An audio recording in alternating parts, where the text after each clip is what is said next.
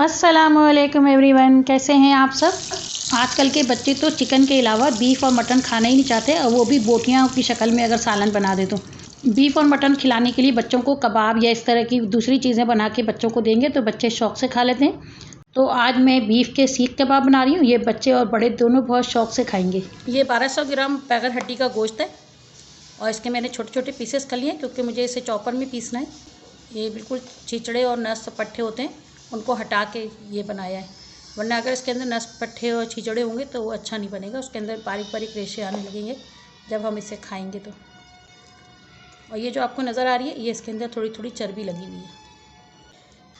इसका मैं बारीक चॉप करूँगी। इससे पहले मैं कुछ चीज़ें इसमें ऐड करूँगी।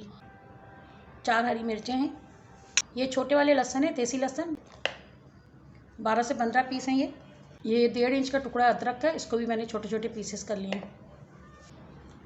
आधा टेबल स्पून बेकिंग सोडा है। 1 टेबल स्पून नमक है। आप नमक अपनी टेस्ट से डालिएगा, अगर मैं कम होगा तो मैं इसमें बाद में और ऐड कर लूँगी। ये 200 ग्राम चर्बी है, ये फ्रेश चर्बी नहीं है। चर्बी की रेसिपी मैंने अपने चैनल पे डाली थी, आप वहाँ पर से देख सकते हैं कि चर्बी को किस तरह सेव करके रखना है। तो मैंने ये वो सेव की हुई जो चर्बी है, मैंने वही चर्बी डाली है। आप फ्रेश चर्बी भी लेकर डाल सकते हैं गोश्त के साथ। अब मैं इसको बारीक पीस लूँगी। इसको मैंने चर्बी के साथ मिलाकर बिल्कुल बारीक पीस लिया है। अब खुश्क मसाला तैयार कर लेते हैं। 2 टेबल स्पून सूखा धनिया, सफ़ेद ज़ीरा है, 1.5 टेबल स्पून सफ़ेद ज़ीरा, 1 टेबल स्पून लाल मिर्च पाउडर, 4 दाने इलायची के, 3 से 4 छोटे टुकड़े दालचीनी के, 1 चमची अजवाइन और 1 चमची सौंफ। अब इन मसालों को बारीक पीस लेंगे। मसालों को बारीक पीसकर छान लिया है, छन्नी से बारीक छन्नी से छानना है ताकि ये बिल्कुल बारीक हो जाए। इसको मोटे मसाले नहीं डालने हैं हमें, ताकि कबाब में जो है वो मोटे मसाले बिल्कुल भी नहीं होने चाहिए। ये आधा किलो प्याज है, इसको मैंने काट लिया है। अब इसको मैं चॉप कर लूँगी। प्याज को मैंने मलमल के कपड़े में रख दिया है। अब इसको मलमल के कपड़े से मैं निचोड़ के इसके अंदर से सारा पानी निकाल दूँगी। अब मैं इसके अंदर ये प्याज डाल दूँगी, जो इसका पानी निकला हुआ प्याज है। जो खुश्क मसाले पीसे थे वो इसके अंदर डाल दूँगी। अब इसको हाथों से अच्छी तरह से मसल के 5 से 10 मिनट तक इसको मसलते रहना है, ताकि ये बिल्कुल अच्छी तरह से एक दूसरे के अंदर मिक्स हो जाए।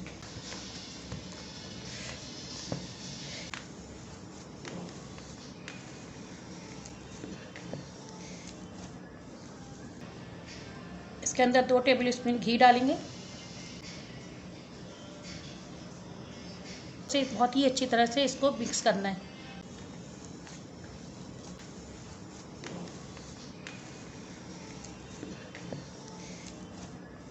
अच्छी तरह से मिक्स कर दिया है। आप चाहें तो इसे दोबारा चॉपर में भी मिक्स कर सकते हैं। अब मैं इसे 5 से 6 घंटे के लिए फ्रिज में रख दूँगी। उसके बाद फिर इसके कबाब बनाऊँगी। 6 घंटे बाद मैंने इसे फ्रिज से निकाल लिया है। अब मैं इसके अंदर धुआं दूँगी। आपको मेरी ये रेसिपी कैसी लग रही है? अगर अच्छी लग रही है तो मुझे कमेंट्स में ज़रूर बताइएगा। और हाँ, मेरे चैनल को सब्सक्राइब भी कर लें और बेल का बटन भी ज़रूर प्रेस कीजिएगा, ताकि मेरी नई आने वाली वीडियो आपको फौरी मिल सके। अब इसको अच्छी तरह से मिला लेंगे।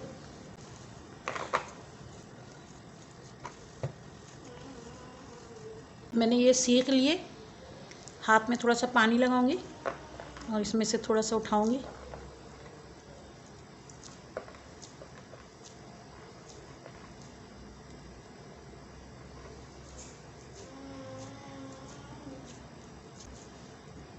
थोड़ा सा पानी लगाएंगे और इसको फैला देंगे। थोड़ा सा पतला बनाना है, बहुत ज़्यादा मोटा नहीं बनाना है। ये हमारा तैयार हो गया है, इसे निकाल देंगे। इसी तरह मैं सारे कबाब बना लूँगी। इनमें से मैं कुछ कबाब को फ्राई करूँगी और बाकी को मैं थैलियाँ लगाकर फ्रीज़ कर दूँगी, ताकि जब ज़रूरत होगी मैं उसे फ्राई करूँगी। ये बच्चों और बड़ों के लिए लंच बॉक्स के लिए भी बेहतरीन है। 4 चम्मच तेल डाला है मैंने। इसे लो फ्लेम पे फ्राई करना है। इसे बनाकर फ्रीज़ करके रख लें। लंच बॉक्स में देना है, चपाती के साथ, दाल चावल के साथ या पराठों के साथ रोल बना के दे दें, या आप किसी भी तरीके से इसको इस्तेमाल कर सकते हैं, या आप टी टाइम पे भी इस्तेमाल कर सकते हैं इसे। तो इसे आप बना के रखेंगे तो आपको बहुत ही ज़्यादा आसानी हो जाएगी।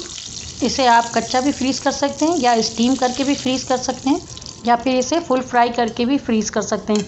फुल फ्राई करेंगे तो इसे बस माइक्रोवेव कर दें और इसे निकाल लें। अगर आपको ये रेसिपी अच्छी लगी है या मेरा ये तरीका अच्छा लगा है तो मेरे चैनल को लाइक करें और अपनी फैमिली और फ्रेंड्स के साथ शेयर करें। तो मिलते हैं फिर अगली रेसिपी के साथ। अल्लाह हाफिज़।